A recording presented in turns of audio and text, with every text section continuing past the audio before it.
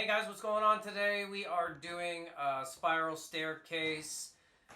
People have asked, how do you cut this? How do you put it in? What's the steps? So first off, we're starting here with a 19-inch, I think it's 19.5-inch stair. We're going to mark that, cut it with scissors so that we don't fray the binding. And then when we're using a knife, we cut from the outside, not from the outside in. So here we are on our first stair. We're going to pop the staples into the bottom. We've already measured with our tape measure where it's going to go. This had to be kind of set where it was to be set because it was there was old carpet there, so I was kind of stuck with putting it where it had to be. Get those staples under the nose. Now this was my test stair. I wanted to see what the angle was. That's usually what you have to do. You've got to check out the angle. You've got to find out. Sometimes it's an inch. Sometimes it's 1.5 inches. So here we're going to mark 19.5 on the carpet. Cut it with the scissors. Get the straight edge in line. 19.5 at the top. We're going to cut that through so it's separate. Now, I had found that my angle was 1 inch. So I'm measuring 1 inch on one end. And then I will be cutting like a piece of pie, 1 inch down to the point. You can see that's a little angled piece. That gives me my tweak, my turn. So here we're going to line it up, get that binding lined up, make sure she's perfect.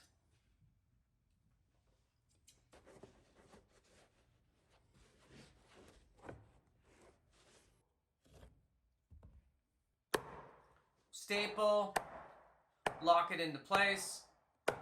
Now usually with carpet I will wiggle the staple gun to get in between the pad. This is a very tight weave, and you know what? You don't see any staples on it anyways, any staple marks.